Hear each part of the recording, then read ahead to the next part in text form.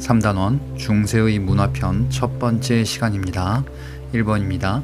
한당 시대. 유학이 나왔었던 시기는 그 이전이었었던 춘추 전국 시대, 공자와 맹자의 시대죠. 그 이전에 원시 유학, 당시 처음 나왔던 원시 유학을 이후에 한나라 당나라 시대 때 이를 해석하고 복원하는 이런 유학, 우리는 훈고학이다 라고 이야기를 하지요. 이 훈고학은 이제 조선시대 들어오면서 고려 말부터 성리학이 전래되고 조선시대 때 확산되게 될 겁니다. 그 이전의 유학을 지칭합니다. 그래서 원시유학, 훈고학, 성리학 순으로 발전하게 된다. 2번 개경과 서경에 설립한 도서관입니다. 각각 비서성과 수서원이다 라고 이야기를 합니다. 고려시대 때 유학을, 학문을 장려하기 위한 기관이구나 라고 기억하시면 되겠습니다. 3번 고려 예종, 고려 중기죠. 이 예종 때 설치했었던 학술 연구기관이 있습니다. 고려 예종 시기를 물어보기도 하는데 이 시기에 해당되는 보기로 골라낼 수 있어야 되겠습니다. 바로 청현각과 보문각이라는 학술 연구기관, 유학을 장려하고 연구하는 국가기관입니다. 4번 충렬왕 때 안향의 건의로 설치된 장학기금이 있습니다. 안향, 안향은 성리학을 고려할 때 들여왔었던 인물이죠. 시기는 충렬왕, 그렇다면 원간섭기구나. 이 시기 때 섬학전이라는 장학기금이 마련되게 되는구나. 5번 고려 중기 사학을 융성시킨 관학과 구별하셔야 되겠습니다. 사학은 이제 사교육이다 라는 개념이죠. 이를 융성시킨 인물로 고려 중기 유학이 활성화되고 있었던 당시의 모습을 보여주는 그 인물, 해동공자라고도 불리고 과거 시험 출제위원이었었죠. 지공거, 이 지공거 출신 인물 해동공자 최충이 되겠습니다. 6번 최충, 좀 아까 봤었던 이 최충이 설립한 사학의 이름. 고려 중기는 일단 유학이라는 주제에 있어서 사학이 융성했구나, 최충이구나. 그러면 같이 따라오는 게 있으니 바로 문헌공도, 구제학당이다 라고도 이야기를 하죠. 이런 사학들이 개경에 12개가 있었습니다. 7번에 바로 사학 12도 라고 합니다. 우리의 주제는 지금 계속 유학입니다. 고려시대 때. 8번 고려 숙종, 중기죠. 고려 중기 문벌 귀족 시대인 이 고려 중기 숙종 때 관학진흥책, 이번에는 정부가 하는 겁니다. 유학을 우리가 더 잘한다. 그래서 관학진흥책을 시행하게 되는데 국자감에 설치했었던 서적포, 관학진흥책인데 숙종이라고 알아두셔야 되겠습니다. 9번 고려 중기, 이번에는 예종 때 2가지입니다. 예종 때 관학진흥책 2가지입니다. 숙종 때와 구분하셔야 되겠습니다. 그리고 관학진흥책이라는 주제로 알아두셔야 되겠다. 전문 강좌는 칠제이고 장학재단은 양현고가 되겠죠. 이 양현고와 유사한 게 앞서 봤었던 섬학전, 바로 충렬왕 때 안양의 건의에 의해서 만들어진 그 재단. 10번 고려말 원에서 도입된 신유학입니다. 원나라에서 도입이 됐는데 이게 애초에 만들어진 거는 남송시대 때 주희가 만들게 되죠. 주자라고 불리는 그 인물, 바로 성리학에 해당하는 내용이다. 신유학이라는 키워드를 성리학과 연결시켜 주셔야 되겠습니다. 이 성리학을 들여왔었던 인물, 11번에 원으로부터 성리학을 수용한 인물인데요. 바로 안향이죠. 조선시대 때에는 이 안향을 기리기 위해서 서원이 설치되니 그게 바로 백운동 서원, 소수서원으로 계칭되는 그 서원입니다. 바로 그 기리는 선현이 된 인물이 안향이 되겠죠.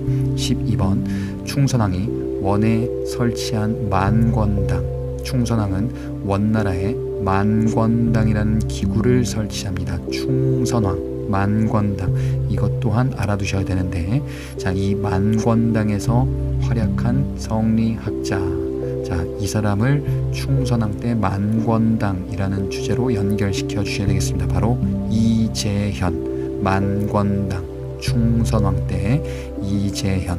13번입니다.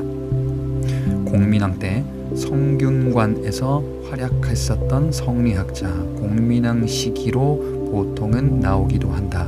자, 이 사람의 제자는 정몽주와 정도전이 되네요. 바로 이색이 되겠죠. 이색, 공민왕 때 성균관에 활약했었던 인물이 되겠습니다. 공민왕 때는 성균관을 부흥시키는 이런 정책을 추진하기도 했습니다. 14번, 유교의 윤리서 그리고 의례서, 각각 윤리서로서 소학, 그리고 의례서로서는요, 가정의례서죠. 주자가례, 소학과 주자가례는 고려 말 때 성리학자들에 의해서 보급이 쭉 진행이 됩니다. 15번, 고려 초 거란 침입으로 소실된 실록, 자, 이것을 현종 때 재정리하게 되네. 예, 바로 7대 실록이라는 고려의 역사서, 현존하지는 않습니다.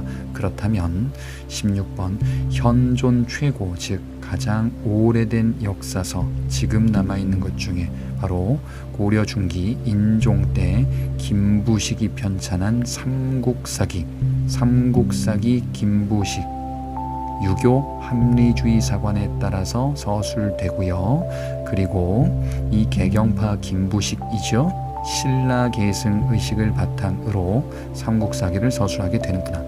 17번, 삼국사기의 서술 방식인데요. 본기, 지, 열전, 표, 본기와 세가는 둘 중에 하나가 들어가죠. 자, 이런 서술 방식을 우리는 기전체다라고 이야기를 합니다. 삼국사기는 기전체 서술 방식. 18번, 고려 후기 각훈이 편찬한 역사서 무신집권기, 무신정변 이후를 우리는 고려 후기다라고 대개는 이야기를 하죠. 각훈이 편찬한 우리나라의 역대 고승, 옛 승려들을 소개했었던 역사서, 바로 이제 해동고승전이라는 역사서, 우리 것을 강조하니 주체성이 강화되는구나, 고려 후기에는. 19번에 고려 후기 마찬가지로 무신집권기입니다. 무신집권기 때 활약했었던 이규보는 무신 때 활약한 문인이라는 시기도 같이 알아두시고요. 이 사람이 편찬한 역사서가 있으니 바로 동명왕의 영웅일대기를 서사시로 썼던 동명왕편이 있습니다.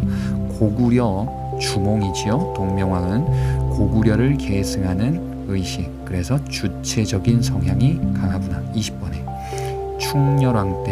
충렬왕 때면은 바로 원간섭기. 충렬왕도 알아두자. 뭔데요? 일련의 역사서인 삼국유사죠. 일련은 승려였기 때문에 불교 중심이고요.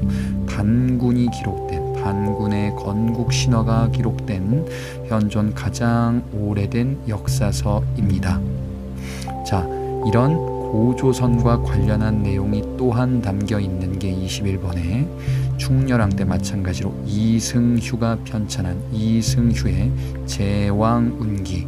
자, 지금 충자돌림 왕들이 나오는 시기 때의 역사서 원간섭기, 이때는 우리의 전통 설화 이런 것들을 강조하죠. 삼국유사와 제왕운기, 둘 다 설화, 신화, 신이다라고도 이야기를 합니다. 이런 것들을 강조하고 있었다.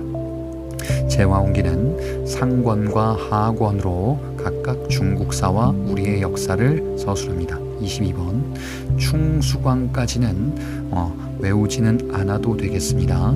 자, 민지라는 사람이 편찬했는데 이것도 참고로만 보시고 최초의 강목, 제목, 강목 모시기가 들어가면은 바로 이제 성리학 냄새가 슬슬 나는구나.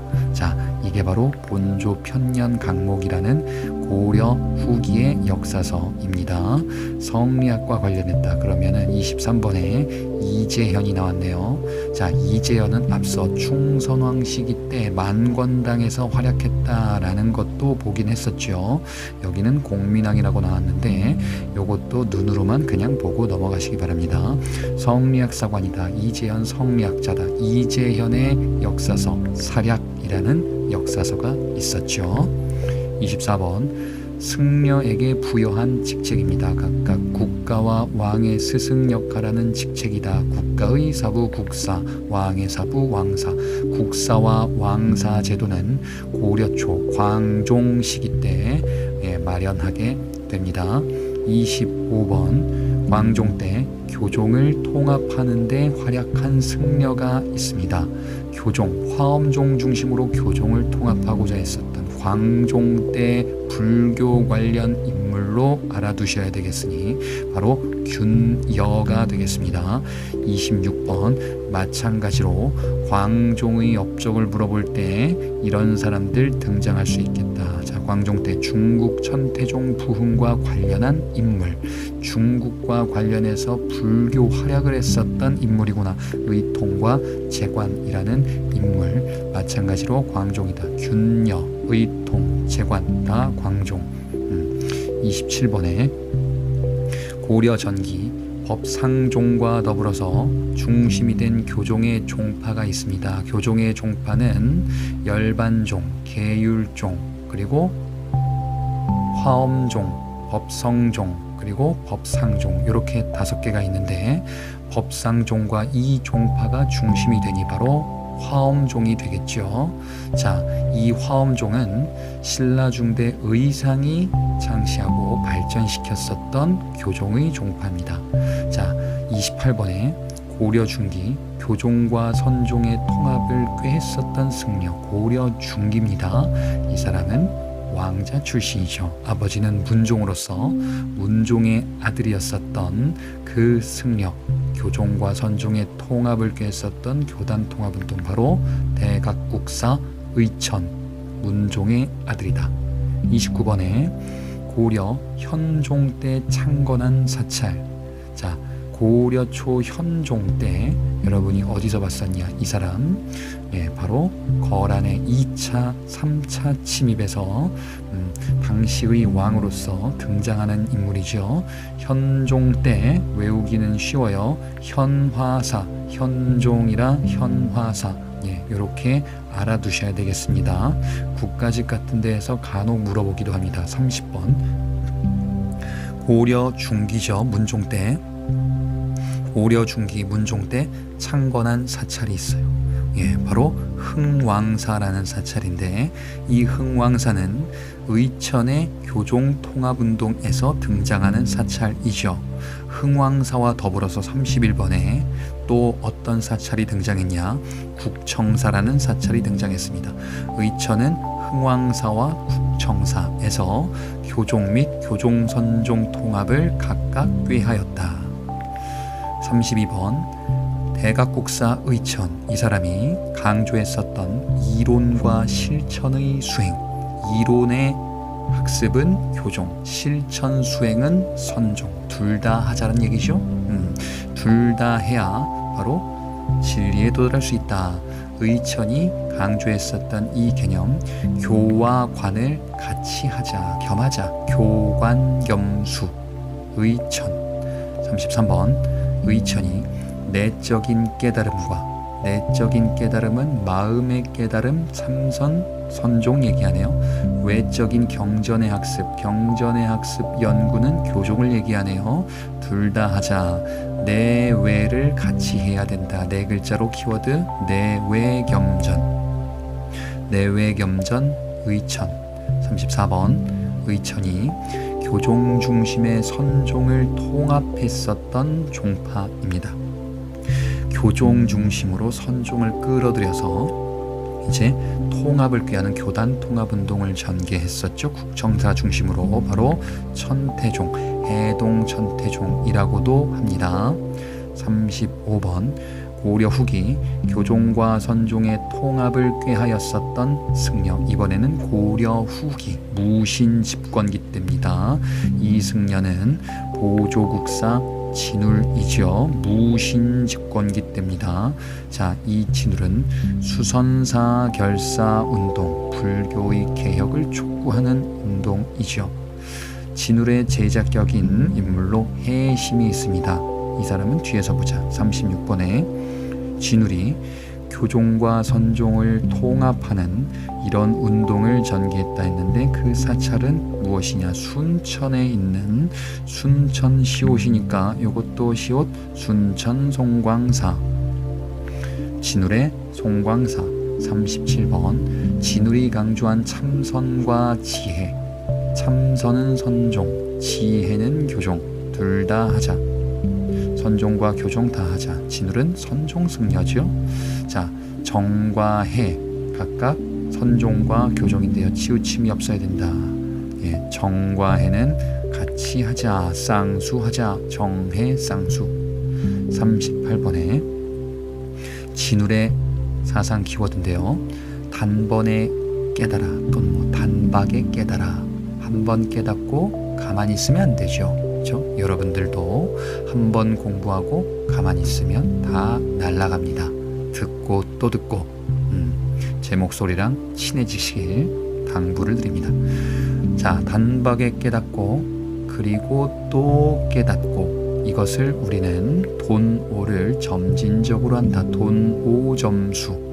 깨닫고 또 깨닫는다. 진울이죠. 39번 진울이 강조한 불교의 개혁. 자, 교단. 진울은 이 불교의 개혁을 촉구했다라고 얘기했는데요. 그 개혁을 위해서는 경전을 읽고 독경, 선을 수행하고요. 참선. 그리고 맡은 바 일, 노동, 독경 선수행 노동, 수선사 결사 운동이죠. 독경 선수행 노동. 진울.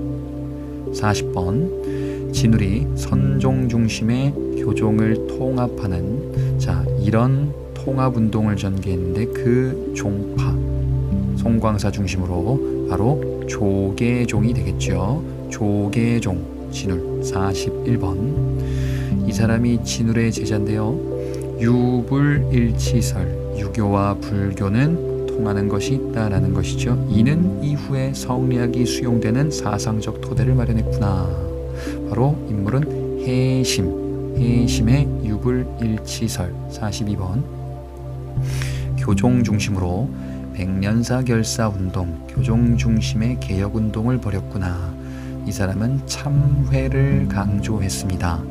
자, 사람 이름은 이 사람은 그 승려의 법명은 요세이고요. 참회를 강조한 사상을 법화신앙이다 라고 이야기를 하죠. 요세, 법화신앙. 자, 이 요세가 결사운동을 벌였으니 백년사 결사운동이다 라고 이야기를 하죠. 요세, 백년사 결사운동. 이는 강진의 만덕사라는 곳을 중심으로 전개가 됩니다. 44번 충렬왕 때 왕실의 원찰로 창건된 사찰이 있습니다. 자주 나오는 건 아닌데 몇 번 들으면서 익숙해는 지셔야 되겠습니다. 충렬왕 때 묘련사라는 사찰이 있었구나. 원간섭기 때는 고려의 불교가 뭔가 변질되고 바뀌게 되는데 이는 당시 정치 상황과도 무관하지 않다. 그런 맥락으로 묘련사, 뭔가 묘한 변질된 모습이 있나 보구나. 45번 원간섭기 이때의 승려인데요. 원으로부터 임재종이라는 종파를 수용하는 것을 추진했었던 그 인물 보우가 있습니다. 이 보우는 조선시대 때에도 같은 법명의 승려가 있어요. 보우. 46번 정도전은 불교를 굉장히 싫어했죠. 자, 성리학자였었던 정도전은 불교를 비판하는 저서, 불교의 이론까지도, 즉 교리까지도 비판했었구나. 불시잡변이라는 글을 남기죠. 부처의 소리는 잡소리다, 이렇게 이론까지도 아주 신랄하고 강하게 비판했었구나. 이렇게 정도전 불교 얘기까지 봤습니다. 여러분들의 구독, 좋아요 클릭은 저에게 큰 힘이 됩니다. 수고하셨습니다.